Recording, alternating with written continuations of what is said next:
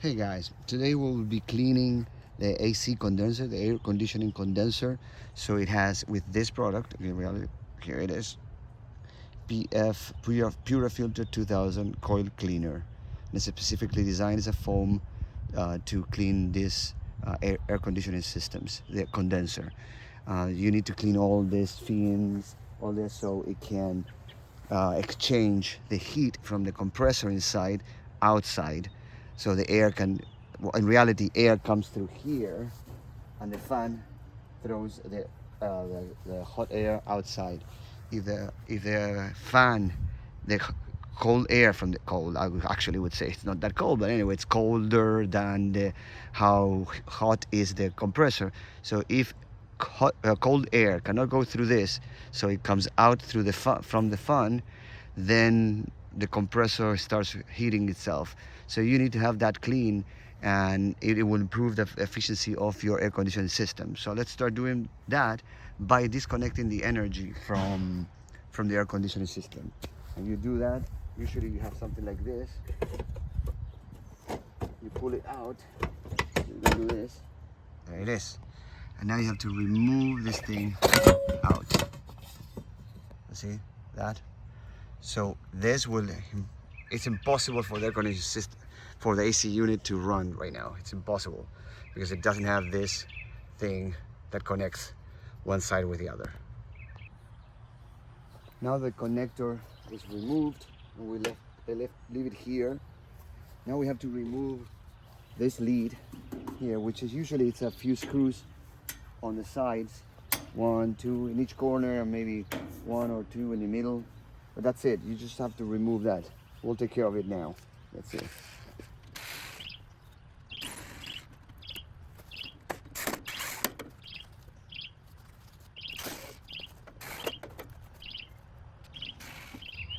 In this case, when I pull the cable going to the actual fan, it's too tight. I don't have vertical distance, so I'm going to remove these 2 screws to allow me. It's like the cable comes up like this and goes into the fan. So if I remove this one, it will allow me to do this.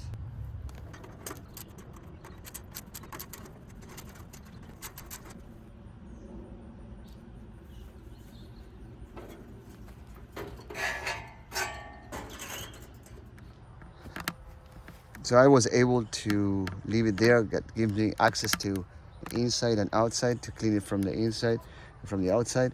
And it's not compromising the fan. I can still move it like that. So it's fine. It's not compromising the balancing of that fan. So I'm gonna start cleaning it now.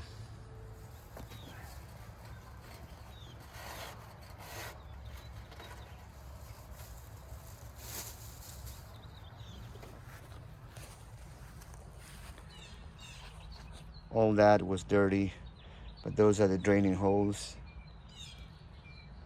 So that's the compressor, and that's the fan, and the capacitor is usually in here on the other side. It kicks the fan, and kicks the compressor. It's a dual capacitor. One side could be failing, or the other side could be failing, or both sides could be failing usually. And that's the most common cause for failing AC unit during the summer. And that's why I have like 2 backup capacitors for me, just in case. And I have another video that I will put here that talks about how to replace the capacitor for this, which is a 90% cause, no, common causes for the AC condenser outside. So now it's the next step is to apply this product from the outside and on inside. It says shake can well and spray liberally on condenser fins and evaporator coils. Allow cleaner to break down residue and dirt for several minutes. So here we go. You want foam on this thing. The foam is the one that's going to remove all the dirt.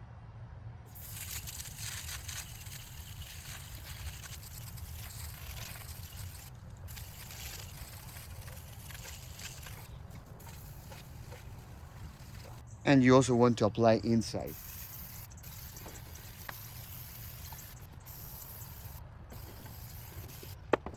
And this can lasts me for the whole unit. It doesn't have pretty much anything at this point, inside and out, and it's enough for this unit. At this point, I'm gonna leave this product to act for a few minutes to break down the residue and dirt. So I guess I'm gonna leave it for 15-20 minutes to work on it. Now you can use the hose and water. Don't ever use a pressure washer because you will damage the fins and it will block the heat exchange with the coils. So I use this one, and I'm gonna use it on shower here, so it won't damage those fins. You don't want to use it like I think the big jet. Yeah, I don't use jet because you could damage those things. This one is a pretty old unit, 30 years old almost, so I take very good care of it, so it lasts quite some time. So let's start cleaning it.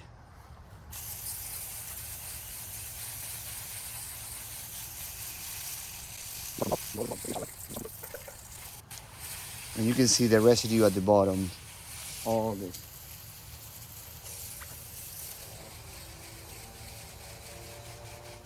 And also remember to clean it inside as well.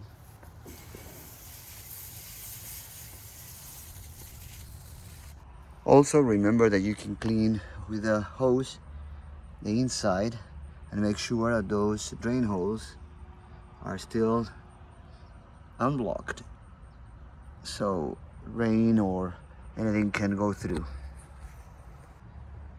While this is drying, let's put the lid back onto. Make sure that you don't damage any fins, and it fits right on top of all this, the grill and the corners.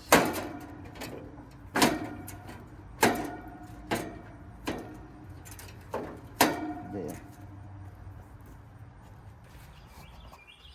So far I made sure that I connected the secure the bracket for that of the pipe with the cables that goes to the fan. And also when you close the lid, I haven't put the screws yet, make sure that none of these grids are outside.